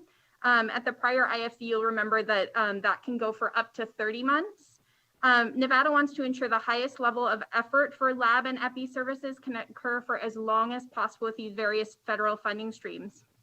Various counties, districts, state health department, public health laboratories, Deloitte, Salesforce, Inductive Health, and Nevada System of Higher Education will all be working together to perform the COVID-19 testing and disease investigation, which includes that case investigation and contact tracing by our epi teams. These funds will support the overall goals for our state related to lab and epi programs, which include that every Nevadan who tests positive for COVID-19 will be contacted by a tracer within 24 hours of the confirmed laboratory report, and then that will identify the close contacts and reach out to them within 24 hours of completing that case investigation. We also have a goal in our epi and laboratory capacity grant of testing at least 2% of Nevada's total population per month. Though we are waiting for and planning for a vaccination as soon as it's ready, this will not eliminate the threat of COVID-19 in Nevada. It will hopefully lessen the severity of the infection and help create a level of herd immunity. We also will not know how many vaccines are needed for each person, the quantity of vaccines available for Nevada's, and how long that immunity may last. So it is imperative that we maintain solid epi and lab programs for as long as this funding will allow. And just by way of an example, Nevada has an uphill battle when it comes to adult vaccination. We do have the lowest rates in the nation for flu vaccination of all ages 6 months and older. Hopefully COVID vaccination uptake will be higher, but again, we need to ensure that our epi and lab capacity programs are fully functioning even after a vaccination. The other thing I just want to talk about really quickly is you hear a lot about herd immunity. Just for reference, that's anywhere in our state can operate at maximum capacity. The request today includes equipment, supplies, staffing, and IT upgrades to allow our laboratories to increase the throughput of testing and ensure that they report the labs as timely as possible to both the ordering providers and the health departments. The next topic area is surveillance and analytics. We are constantly assessing how to collect better data and then how to share that data and analyze it and allow it to direct our policy decisions. A couple of requests you'll see in here. One is related to building a school-based surveillance module so that our public health partners can see how absenteeism looks at our schools. This also supports the ongoing build out of our Salesforce tools. We just finished this week our case investigation module. We also will be needing to build a module that's unique for our health facilities, and then another module for pregnant women and their children as part of another CDC project. Case investigation and contact tracing is the next broad category. The amount of funding is needed to support Nevada's statewide efforts around case investigation and contact tracing. It's absolutely necessary to control the spread in our state. We've built the system in Salesforce for the data collection, but we do need the staffing in order to do that outreach. We have about slightly over 600 people right now dedicated to case investigation and contact tracing. This is a combination of public and private staffing through our health departments, our partners at the Nevada System of Higher Education, and private vendors. And I appreciate that a workforce of 600 seems excessive, but in national reports, they said we should have around 30 contact tracers per 100,000, and that would put us closer to 1,000 people working on this effort. It's important to ensure that we have the staffing needed to address the cases as soon as is possible, so there's not a bottleneck there, because again, we need to get them isolating and get their contacts quarantined. The last piece of this is the direct support for our state, county, and district health departments. This effort, again, will help support all of the activities necessary from a public health response approach through December 30th. And then thereafter, we'll move those efforts to our epidemiology and laboratory capacity program grant for the duration of the 30 months or until that funding runs out. I want to thank the committee for allowing us to present this at your special meeting. We are happy to address any questions you have. And I'll also note that we're joined today by Director Cage, who serves as our COVID director out of the governor's office, if you have any questions about how this fits into the larger efforts.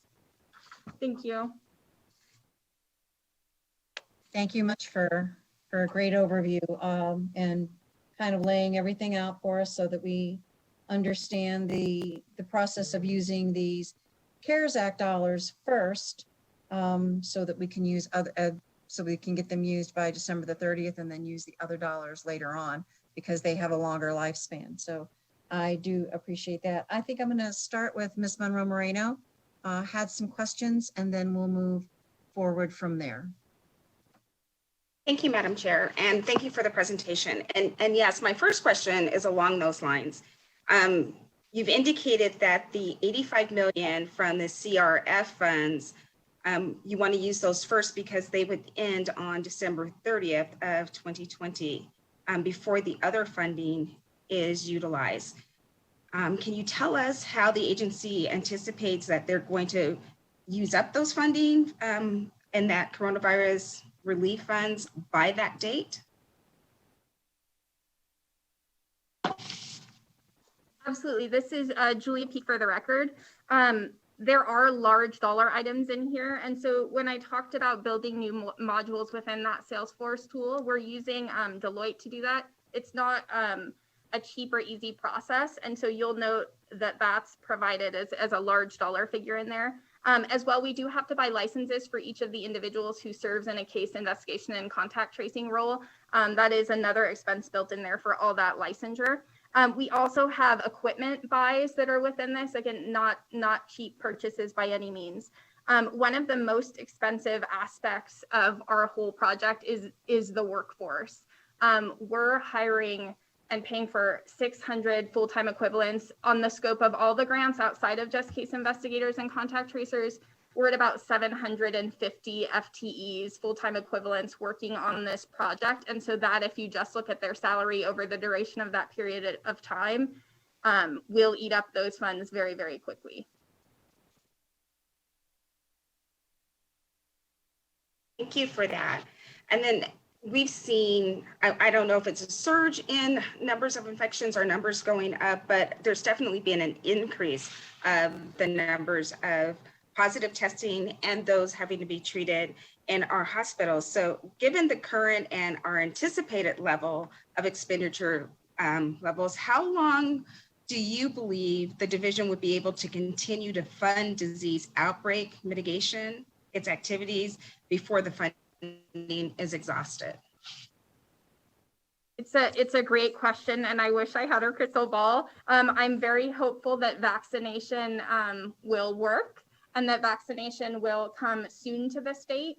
So if we thought, just as an example, if we were to take our workforce down from 600 right now to 300 right now, that's still $26 million a year. And so that's a huge expense. And so that could, I'm going to say best case scenario, I'm hoping we could get another year, at least till 2022. And so we have maybe 2 rounds of large vaccination efforts within that period of time, and then we could decrease if vaccination is exceptional and we have a huge amount at the end of this year and early next year, we're going to do our best to reduce the amount of staffing and testing needed so we can run this through the duration. I assume it's going to be a gradual decline just because we don't want to lay off a bunch of trained staff to do case investigation and contact tracing and then see an uptick in cases. So those are a number of things we're doing. We're trying to find a happy medium of what that looks like. What does testing look like and that expense? What does case investigation and contact tracing look like and what's that expense? I'll say that I had thought that we needed around 600 people, but if cases rise or grow, we will need to hire more people, and they're truly hired in blocks of 100 because the cases can increase so exponentially quickly in such a short period of time. So those are all expenses. I guess a long answer to say that there's so many confounding variables that at best case we're shooting for sometime in 2022, and hopefully we'll at least be able to get through 2021. And then you just mentioned that you hire in blocks of 100. Do you do that hiring where you see the numbers going up? Do you try to find people in those areas or just have a general group of hirees that can move to the areas as we see the pandemic growing? So it's a combination of both. Almost all our case investigation and contact tracing for tons of reasons is done over the phone. Our goal is to hire Nevadans to support Nevadans. And so through both our private vendors, it has been directed at hiring Nevadans to support Nevadans. So this block of 100 that we just worked with to support Southern Nevada Health District is located in Henderson, Nevada. And then as far as targeting the zip codes with high cases, that's more for the prevention efforts. And then also education and outreach related to case investigation and contact tracing. So those efforts are absolutely zip code specific, but the general case investigation and contact tracing is bigger. We hire them on behalf of health districts or the state.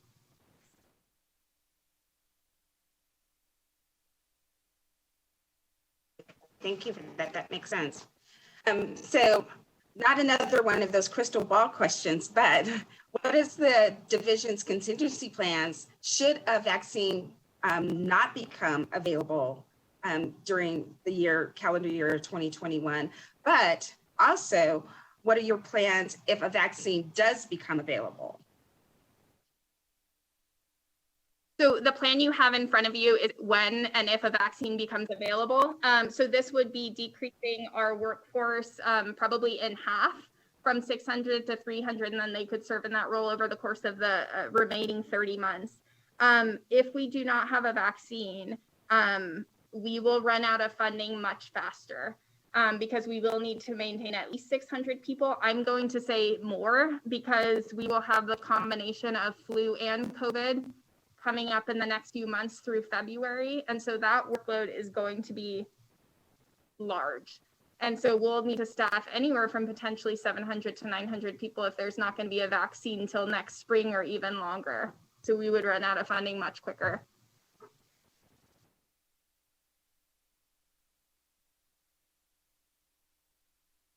Okay, so my last question, looking at the significant amount of resources that are going to some of the different local health authorities and the other agencies that are involved with contact tracing, can you describe or let us know how these different resources coordinate with each other and how they overlap and then how they avoid any service gaps within our communities? So one of the things that we knew we had to do right when COVID hit was to get on the same system because that'll address workflow issues as well. And so how do we ensure that the level of case investigation and contact tracing is maintained throughout the state? How do we assure that the funding is being used in the way directed? So that's what our administrative team does up here. We have lead analysts that get the data daily. And so we review if there's backlogs in cases being reported. We also prepare analytics that we share back with the counties and local and health departments. So we're doing all those things. How do we ensure that there's not overlap? Most of the efforts being done are being done at the county level, with the exception of the Quad County region. And so that those 4 counties work together to address that workload through Carson City Health and Human Services. Outside of that, it is being done by the county, and we work directly with the county if they choose to do that themselves, or the district in the case of Clark and Washoe. And so we support them. At the point that they've reached their capacity, then they reach out to us at the state, and we can either help them with those investigations, they can get access to our surge staff, whatever that looks like, so that we ensure that they can maintain those 2 goals that I noted earlier about timeliness for case investigation and contact tracing. In Southern Nevada Health District, they did have a huge surge in cases, and that's where we came in and wanted to get them the additional staffing, because that's a workload that they nor the state had the capacity to address in real time. Thank you for that. And I did say that was my last question, but you just said something that triggered another thought in my mind. With these 600 contact tracers that we have throughout the state, as they work through and are helping people, are the contact tracers finding that they're getting any pushback from the people that they are supposed to be working with, or are the community actually being respectful and cooperative with our contact tracers? What have you found? Any feedback? Yeah, it's a great question. And it varies. What I'll say is over the course of time, we've been getting more confrontation on those phone calls. And that's a challenge for staff. And so they're trained on how to do motivational interviewing and try to work toward the goal needed. But to tell somebody to isolate if they feel great, that they've been identified as a close contact and they now need to quarantine, that's all a very difficult conversation to have with somebody, and it impacts their ability to work and shop and address the other things that are happening. And so truly across the board, we've had those issues. I'll tell you, in some of our communities where either we've had a county health officer reach out to us or one of our community health nurses saying that I really would like, for example, to do investigations in a neighboring county instead of my own, because I have to, I get to and have to see these people at the grocery store and at community, just out in the community. And so just that confrontation, knowing that they're going to live with that person forever in that community, they're asking to be reassigned just for the case investigation. So that's absolutely something that our team is experiencing. Thank you. And thank you, Madam Chair. And thank you, Ms. Member Moreno. I appreciate it. I have Assemblywoman Titus next in the queue. Thank you, Madam Chair. And just, I have a couple of questions, but just wanted to segue with what the previous questions were. And first, I want to thank Ms. Peak for all the time that she's put into this and effort that she has to keeping Nevadans safe and getting us information. As a county health officer, I've reached out to her several times for more information, and I just really appreciate you always being there and the information that you're sharing with us. So thank you for that. One comment that I heard earlier was the contact tracers and how are people being rude to the contact tracers? Are you getting information? And that's a real issue. I know personally of a patient a Hispanic speaking person who was reached out to and was absolutely paranoid about answering any questions on who they were around and wouldn't answer anything. And when they talked to their employer said, no, you should be answering those questions. But the contact tracer never called them back. So that was information that was probably lost. And I know that everybody's swamped and getting back to these folks. It can take weeks sometimes to actually reach out to them once the information is gotten. And another issue is that it's taken 7 or 8 days to get these results back. So that's a difficult problem, because by then people can't really remember maybe who they were in contact with. So expeditious reaching out to the people listed as a contact is so important. So thank you for all of that. My questions really are on our list that we had. One of the things that you've broken down, Ms. Peak, is the $25 million allocated to local health authorities in direct proportion to the number of Nevadans they serve for contact tracing. So how actually, I didn't see, I tried to look through what you submitted on how is that actually being broken down? Is it are you going to give that after they identify so many contacts, or is it per population in a certain community? How's that 25 million going to be broken? And will it get out throughout the state? That's one question. Perfect. All great comments. So thank you for that. And I appreciate all the work you're doing in Lyon County as well. So ELC, we did distribute by a per capita methodology. the 25 million, it's now down to 15 million, and I'll explain why. A lot of that has just been in real-time need. So the example I just gave in Southern Nevada Health District in Clark County, they were experiencing a very real-time crisis in being able to investigate all the cases. And so we gave them the money or the vendor directly to build up 100 FTEs additionally to support that. Whereas in Mineral County, that discussion is different, and they're going to be okay with just the ELC money that they needed unless that changes, and they're not, and they have an outbreak in Mineral County, and then we'll direct resources. So this $15 million will be used, 25 and now 15 will be used based on real-time need, versus ELC is absolutely per capita over the course of whatever 30 months they think that's necessary. We had to change it from 25 million to 15 million to balance the budget, but also many of the counties, what we did with our Nevada system of higher education is they trained the case investigators and contact tracers, and then we assigned them to the county. And so it didn't make a ton of sense for us to subaward the money to the county to fund NSHE when we could just fund NSHE and direct where those staffing are. So we pulled a good amount of the funds off the top that would have been in that 25 million and funded whoever they told us would fill that immediate need. So I don't know if that will end up being still kind of a per capita, just based on how the virus spreads in the community.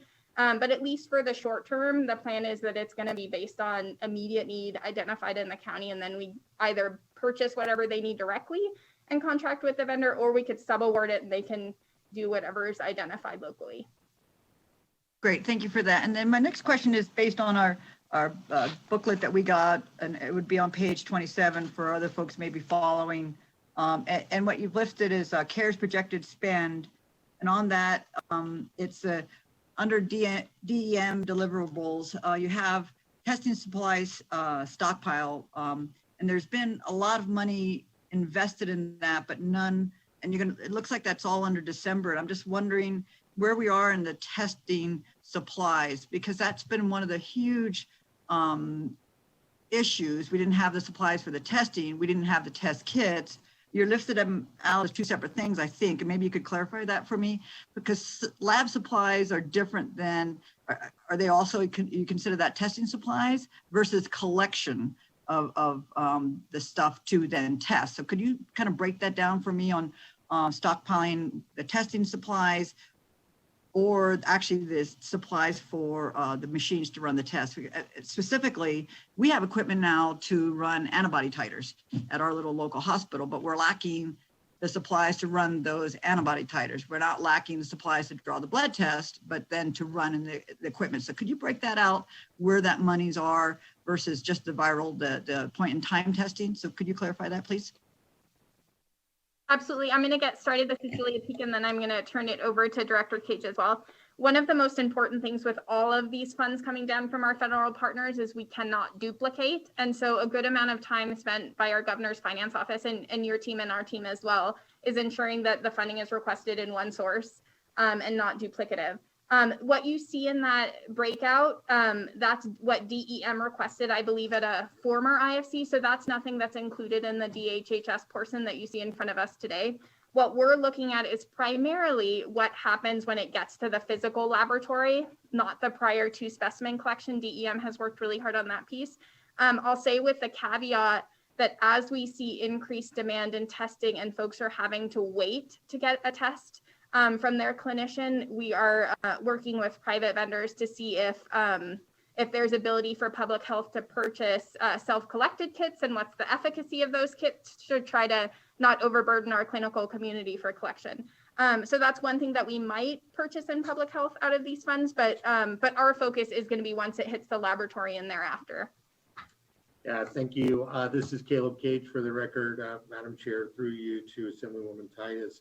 I'll just add that Julia is correct. The outbreak management plan with its two tranches of 120 days or two tranches of 60 days for 120 days of PPE includes funding for not just the PPE that would be used for testing, but also for testing supplies as well. This is mostly for what we call supply kit or testing kits, which are the swabs whether they're NP swabs or otherwise, as well as the viral transport medium that go into the collection sites and from the collection sites into the actual laboratories from there. So Julia has been working with the public health labs in the state, as well as UMC and others to make sure that they have the capacity to receive and test the samples as they come in. This is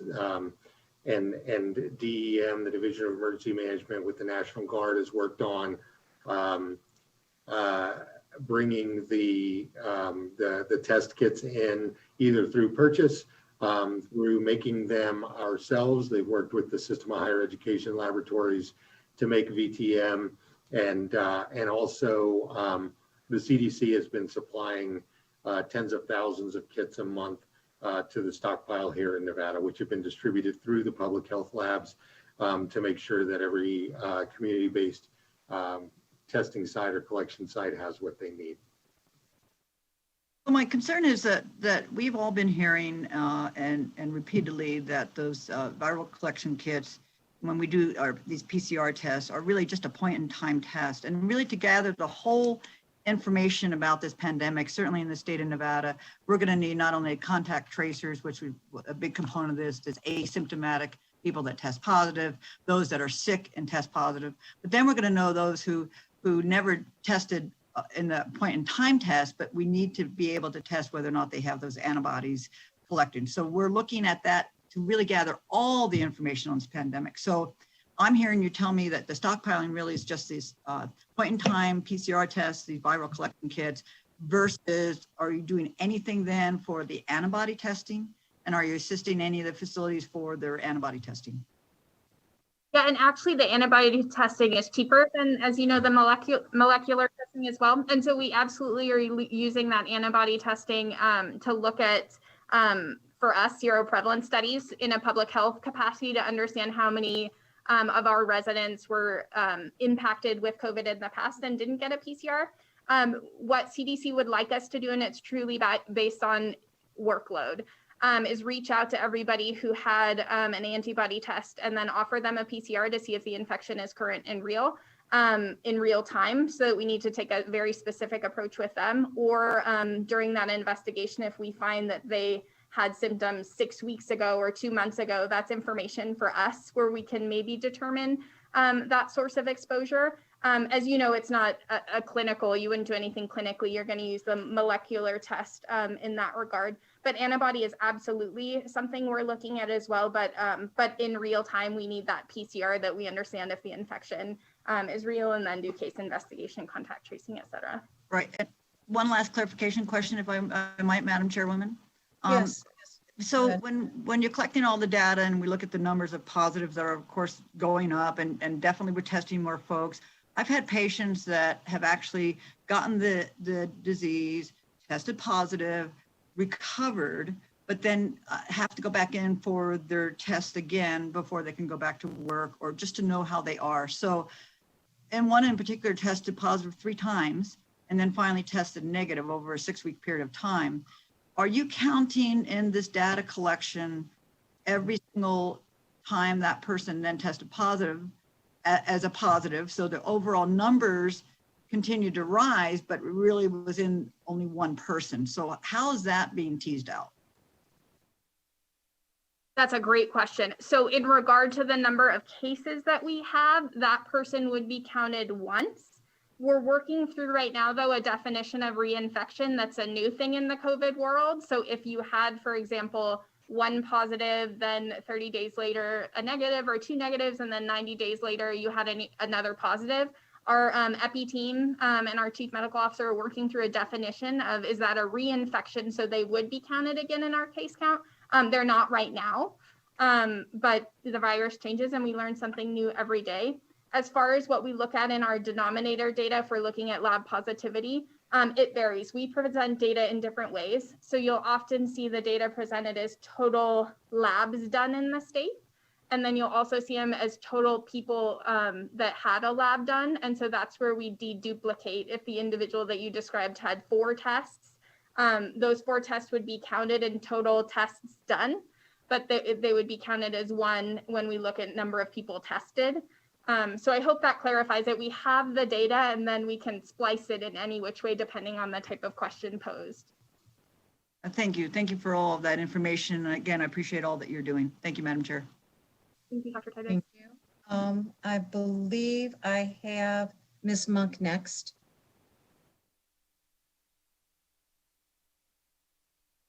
Thank you, Madam Chair, and thank you, Ms. Peak. I am looking on in the booklet we have on page 25, the table 3.7. And I was looking across at some of the numbers, the initial requests, the final requests, the difference. I see that the health departments decreased their initial request quite a bit. But INSHE increased their request quite a bit. Now, is INSHE going to be hiring all of the contract tracers, or is the county still going to be hiring contract tracers also? Great question. So that 25 million initially was if we gave the money directly to the county and they contracted with the third party, in this case, INSHE. We decided that that just wasn't the most efficient way to get the funds out quickly. And so what we did is we funded INSHE directly, and then we assigned staff based on the health district needs. So for example, if Washoe County said, I need an epidemiologist, a statistician, and 40 case investigators and contact tracers, we would fund INSHE to provide the training and support for the local health department. So that's where you see it, the dollar amount changing is just we found a more efficient way to support that effort. And then your question was, are we just using INSHE, or are the local health departments going to be funding as well? I don't know if you have that table, but we did do a breakdown of how the full-time equivalents, and again, this could be people funded at 50% time, but related to full-time equivalents, Deloitte is at 250, AAA, that call center out of Henderson, is 100 FTE, UNLV 100 FTE, Great Basin College 4 FTE, UNR is 90 FTE, and then our local health departments are planning on getting around 200 FTE, again, a combination of different things. All of us, it seems disparate. All of us are using the same system and workflows, so this will be hopefully more seamless than it appears, but it's going to be a combination of local, state, public, and private partnerships. Thank you. I have another question, Chair. Also, are the tracers going to be paid the same, like through the health department, through what INSHE hires? Are they all paid the same? Great question. They are not paid the same. Across the board, private sector is, well, not paying. I should say what they're charging us is different depending on the entity. What private sector is charging in all the quotes that I've reviewed is anything from about 38 to maybe 54. Both our vendors are charging us $42 an hour. What the actual pay rate is for the individual, I'll have to take as homework and get back to you. The NSHE, Nevada System of Higher Education, for a good portion, they're hiring student workers to do this, and there's a limitation on the hourly rate that they can pay based on that relationship. And so they're paying at that rate. The local health departments are paying at a comparable rate, for example, of what we'd pay if they were an employee. So it varies, I guess, is the short answer. Thank you. Thank you, Madam Chair. And thank you, Ms. Monk. And Ms. Peak, I'm definitely interested in finding out what those rates of pay are. If we're paying them $42 an hour, we'd like to understand exactly how that money is being divided out and how much that employee is actually making, and if there are any benefits involved in that. And then with the INSHE proposal also, we would definitely like to understand what those limitations are, and if that's something we need to address in the future to make sure that the students are being compensated, because that just helps them pay for their education also. So we definitely want to see the breakdown on that also as to how much we're paying INSHE and how much the students are making versus how much the is staying on the university side, just as if it was the business. So if you could get that to us, I would appreciate it. It'd be good for us to have those that information. I believe I have Miss Neal next. Yes, thank you, Chair. So I had a question on, I believe it's page 24 and 25. You guys have in the contractual expenses, the Minority Health Equity Coalition, 500,000. And then there's the breakout on page 25.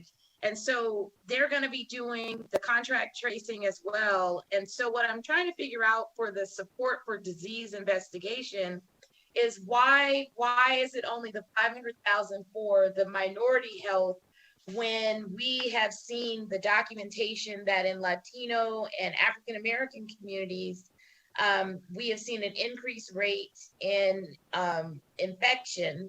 And so shouldn't there at least be a little bit more money to help move the needle in terms of contract tracing and tracking the disease versus the 500,000? Because I see that for the disease investigation, NSHE is getting a nice chunk, and only 500,000 is being broken off for the Minority Health Coalition.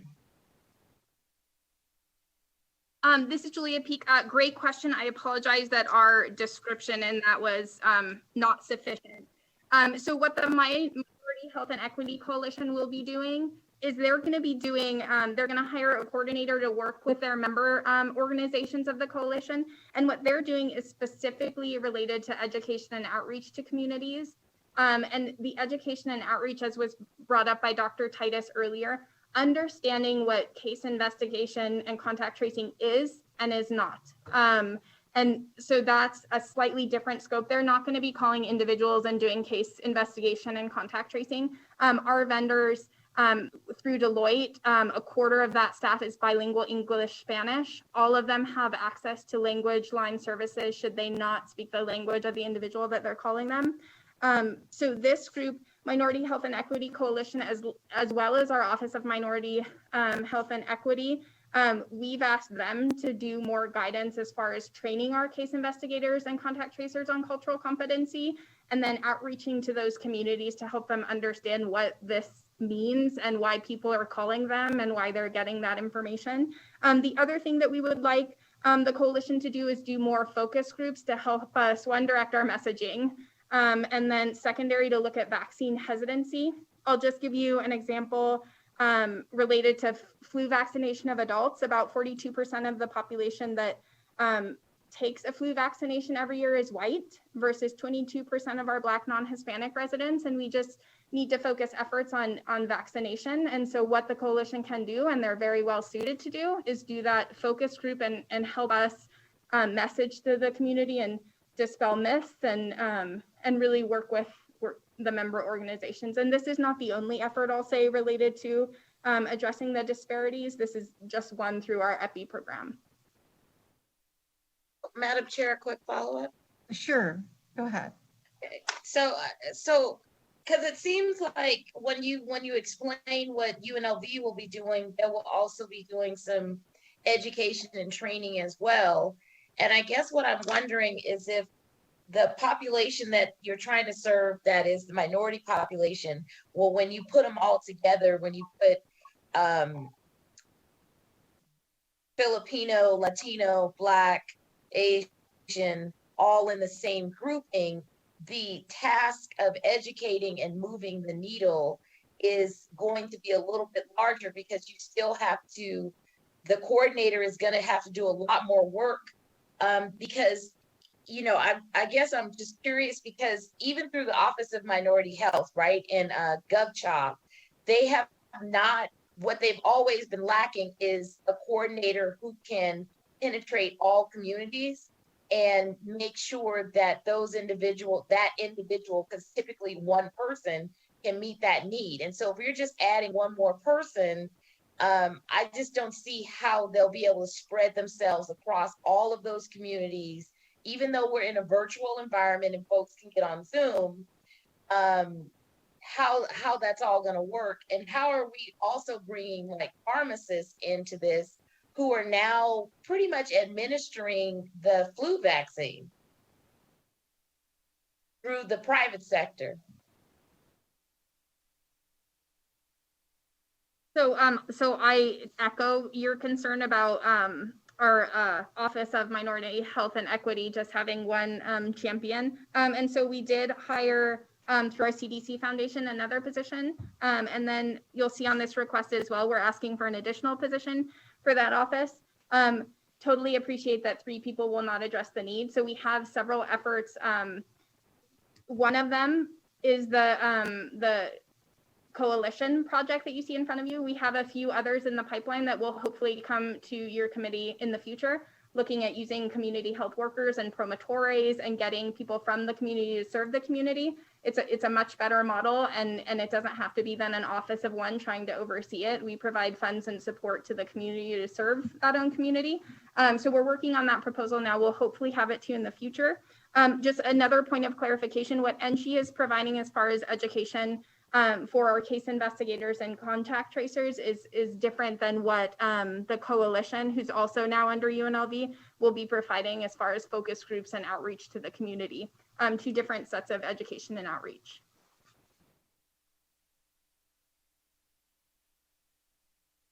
Thanks, Chair.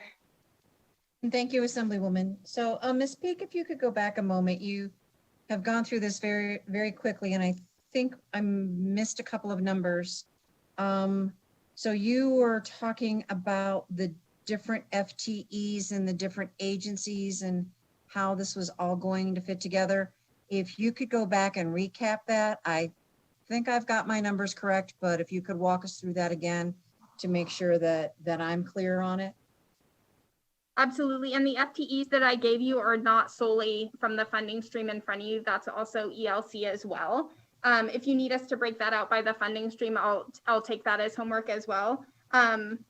So Deloitte. That would be great if you could just give us what you have now, and then if you could elaborate, send it to staff. That way we'll have it as part of the record. That would be great. You got it. So I'll repeat the numbers again, and then take the additional as homework and get it back to you. Deloitte at 250 FTE through December is CARES. AAA through December 30th, 100 FTE, and that's the work program you have in front of you. NSHE, same, and so that's at UNLV 100 FTE, Great Basin College 4 FTE, UNR 90 FTE, and then what the local health departments have noted that they're going to hire is as a result of epi and lab capacity. Okay, thank you. That helps a bit, gives me a little bit clearer picture. And if you would follow up with staff and give us the whole FTE and funding map with that would be very helpful. I appreciate that. So with that, I believe I have Mr. Levitt had a question. Thank you, Madam Chair. So there's been some persons receiving calls that they have tested positive for COVID and they never submitted for a test at all. Is there a process that you guys have in place or that you are currently implementing to remediate that scenario?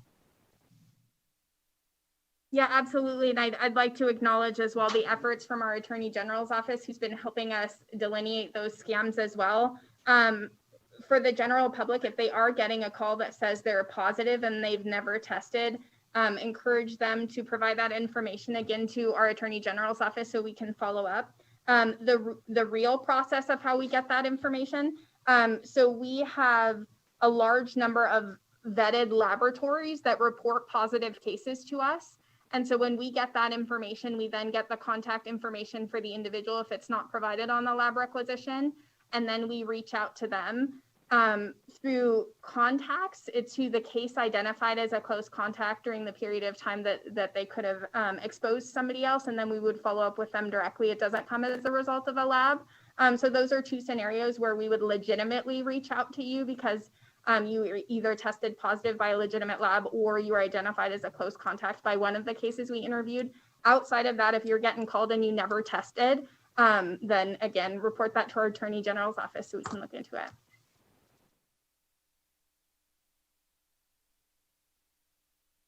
Yeah, thank you for that. I just, with the money being dedicated towards this effort and duly dedicated, I just want to make sure that we're not throwing throwing good money after bad, and that we remediate any processes that are causing us to spend extra funding allocations towards something that shouldn't be.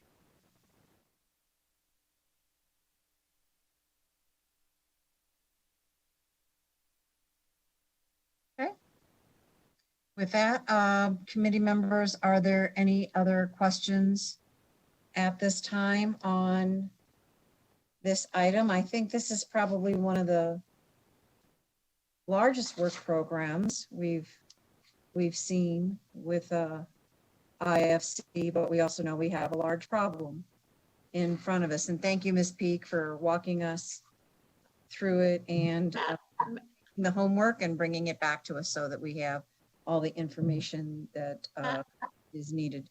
Ms. Neal, do I hear you trying to ask? Yeah. Sorry. Go ahead. Sorry. Okay, just really quick, Ms. Peak. So now that you have a little bit more funding, are you guys going to go back to on the dashboard text results by hospital, by nursing home?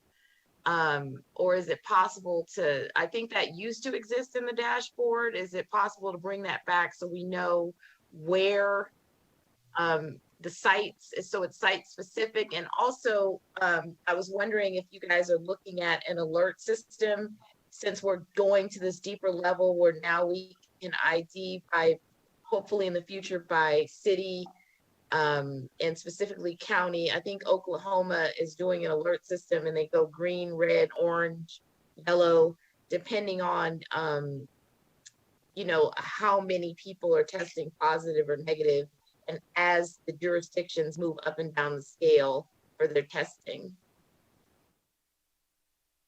Yeah, so I will follow up with you, Julia Peak, for the record. I'll follow up with you. That is still on the dashboard, and so sometimes it can be a little hard to navigate.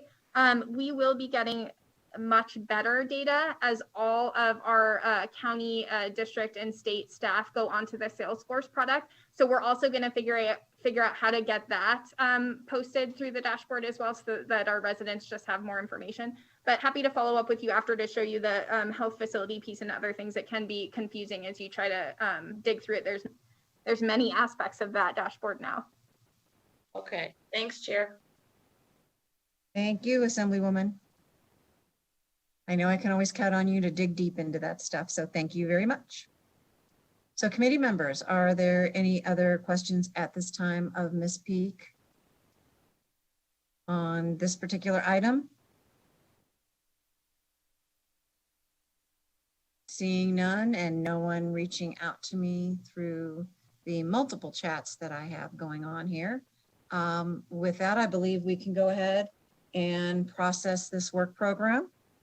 So with that, I would accept a motion from Senator Woodhouse and a second from Ms. Benitez Thompson. Are there any questions or comments on the motion before us? Seeing none, Ms. Jones, would you please go ahead and call the roll? Thank you, Madam Chair. Senator Brooks? Yes. Senator Cantala? Yes. Senator Dennis? Yes. Senator Goycochea? Yes. Senator Keycapper? Yes. Senator Parks? Yes. Senator Settlemeyer? Yes. Chair Woodhouse?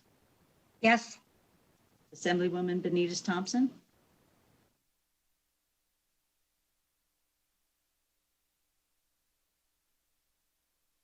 You may have lost her again, Madam Chair.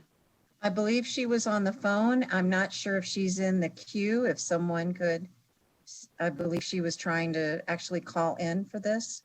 Yeah, I do see her on the phone. She just may be muted. She has to press *6, I believe.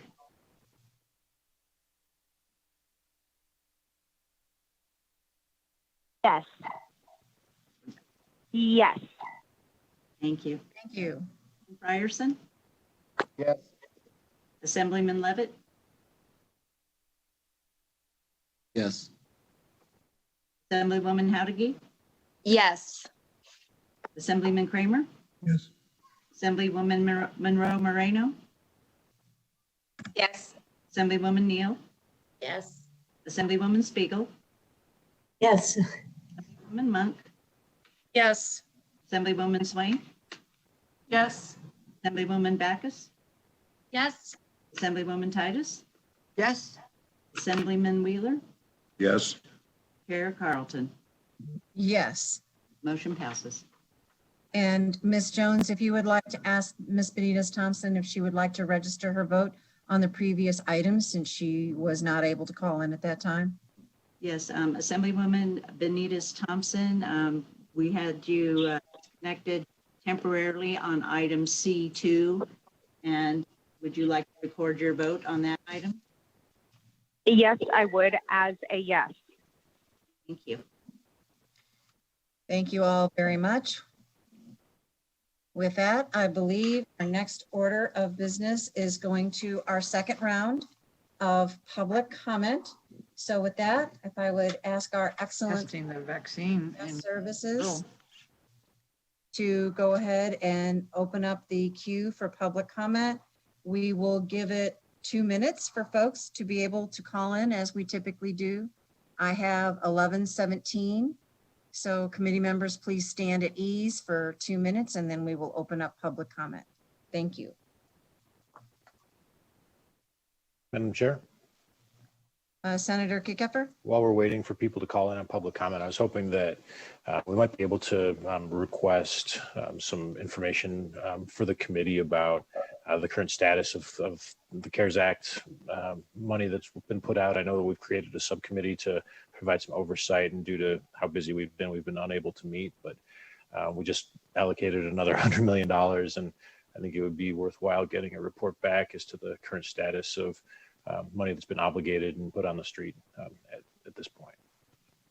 And I'll be happy to discuss that with Speaker that we've pretty much with the subcommittee that's going to be falling in his jurisdiction. So I'll be happy to make that request of Speaker and work with staff and we'll take that forward. Okay. Thank you, Madam Chair.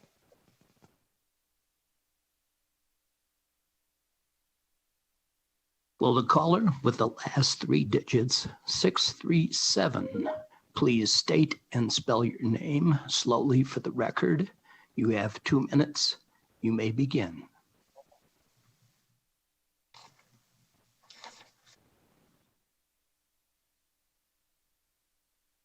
Madam Chair, looks like we have no callers left in the public comment queue.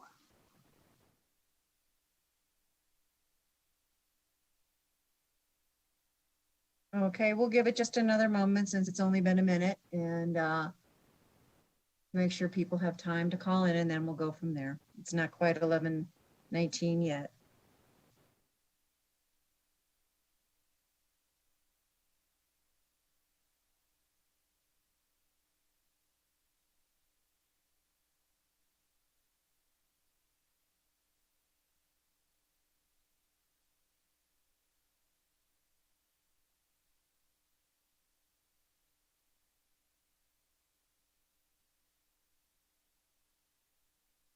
Right, committee members, we don't have any public comment coming before us today. Ms. Jones, I believe our next scheduled IFC meeting is in August. Committee members, please do plan on attending it virtually. We will keep doing these virtually for now. And with that, I don't believe there is any other business to come before the committee this morning. Thank you all very much for your time and attendance. We are adjourned.